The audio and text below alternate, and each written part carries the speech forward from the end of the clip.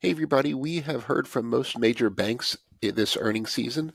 So, we're going to talk about one of my favorites called Ally Bank. Before we dive in, please take a minute and check out the link you see on your screen for a message from our sponsor, The Motley Fool. It's the best way to support this work I'm doing on YouTube, and you can get the top 10 stocks to buy right now. Again, that is fool.com/Frankel. So, let's get right into it. So, Ally's earnings definitely beat expectations on the top and bottom line. The business looks overall very, very strong. So we're going to dive into some of the numbers.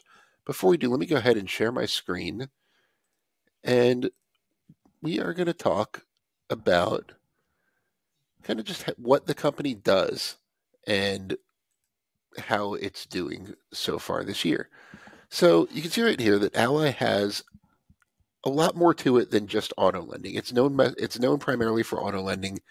It came from a spinoff of General Motors around the time of the financial crisis. You can see about 10 years since its IPO. So that's definitely the biggest part of the business. It also has kind of a full financial ecosystem. It's kind of a bank replacement in a way.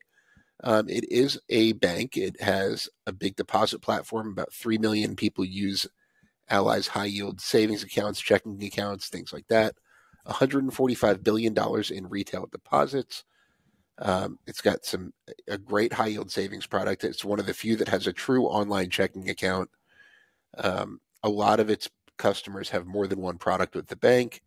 It also has an investment platform, including a self-directed platform where you can buy stocks like Ally, and a robo-advisor platform that does all the hard work for you. It is also a mortgage lender. It has a credit card business. There's a lot to this other than just the headline of being an auto lender. So, just looking at its auto lending business, I'm going to scroll down right here. So, in the first quarter, there's been a lot of fear that the economy is going to slow down, that consumers are going to pump the brakes on spending because of higher interest rates, things like that. That really hasn't played out so far. In the first quarter, Ally's auto loan originations were about $9.8 billion in volume from 3.8 million different loan applications. That's the highest ever. And not only is it the highest ever, but yields have risen significantly. The average yield it's getting from its new auto loans is 10.92%. That's definitely a product of interest rates rising. But interest rates really haven't risen much over the past year. You can see that's only 1 basis point higher than the yield they were getting in the first quarter of 2023. But credit quality is higher. The average FICO score of an approved loan is 704. That is 13 points higher than it was a year ago. 40% of Ally's customers are in the top credit scoring tier. That's compared to 30% a year ago. So the auto loan business is doing very, very well. So the credit quality is a big kind of question mark for investors right now, and is why a lot of people are kind of worried about investing in bank stocks like this, especially auto lenders. But you can see so far, credit quality has actually held up pretty well. You can see the total charge-off rate throughout the bank has actually declined sequentially. Auto delinquencies have declined from the fourth quarter, and the total auto net charge-off rate of 2.27% is reasonable and is in line with expectations. It's worth noting that the worst performing part of Ally's auto loans are the ones that were originated in 2022. That, if you remember, that was around the time the auto industry in the U.S. was just kind of really ramping back up from the COVID slowdown. It was really tough for dealers to keep cars in stock. People were paying premiums to get a new car, significant premiums over sticker price, and as a result, a lot of people borrowed more than they were really comfortable doing, and you're seeing that kind of reflected in the numbers. But having said that, like I mentioned, the average loan interest rate that Ally is originating right now is about 10.9%. So even with that 2.27% net charge-off rate, that's still a pretty big profit margin when you consider deposit costs. We'll get into the net interest margin in just a second. But generally, the kind of key takeaway right here is that, it's going pretty well. So let me stop sharing my screen for just a second. So Ally's banking business is doing really well. I mentioned $145 billion of retail deposits. That pretty much covers its entire loan portfolio. It has a net interest margin of 3.13%. That's actually down from 3.5% a year ago. One of the big reasons that investors are kind of hesitant on these banks is that profit margins are contracting. There's a good reason for that. It's essentially, Ally's loan yields are rising.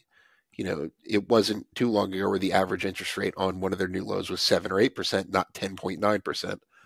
But the cost of deposits are rising even faster than the overall yield paid by its loan book. So it's causing a little bit of margin contraction. But a 3.13% net interest margin is still very solid for a bank. Its capital is well over regulatory requirements, and it actually issued a very upbeat outlook for 2024. So let me go ahead and put that up on the screen. Just a second.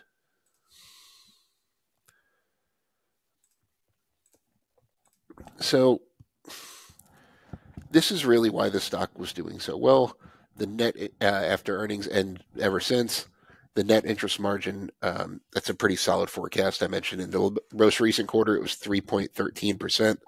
So they're expecting interest margins to rise significantly throughout the year. They're expecting 9 to 12% revenue growth is pretty strong in this current environment. The retail auto net charge-off rate, they're expecting about 2%.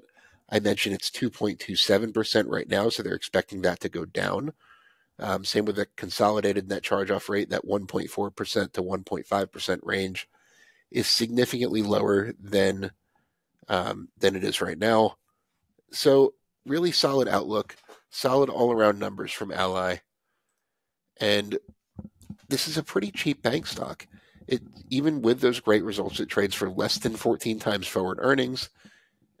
It has a 3% yield right now, and it's a very profitable bank that should be a big beneficiary if and when rates start going down. It's more of a when than an if. It might not happen in 2024 if inflation stays high, but the general consensus is that the trajectory of interest rates will be downward over the next several years. And once that happens, Ally's cost of deposits will decline quickly, but the yield it's getting from its loan book will not decline quickly. So it's kind of the opposite effect that we're seeing right now in that net interest margin that I was talking about a little while ago. So Ally is really doing well and well positioned to benefit from what comes next with interest rates. It's a stock I've been accumulating in my portfolio for the past couple of years, and one that I plan to hold for the long haul. Please leave me any comments. I'd love to know what you think. I'll do my best to respond to all of them individually. And thanks for listening. I want to thank The Motley Fool for sponsoring this video. The Motley Fool is a company that provides investing insight and stock recommendations for investors of all skill sets and risk levels. You all know how much I love researching new stocks and trying to find the next best investment, so I'm proud to partner with The Motley Fool to bring you 10 stock picks from their popular product, Stock Advisor. Stock Advisor has beaten the market by more than 4 times, so go to fool.com/Frankel to get your 10 stock picks now. The Motley Fool Stock Advisor returns are 650% as of April 16th, 2024, and are measured against the S&P 500 returns of 148% as of April 16th, 2024.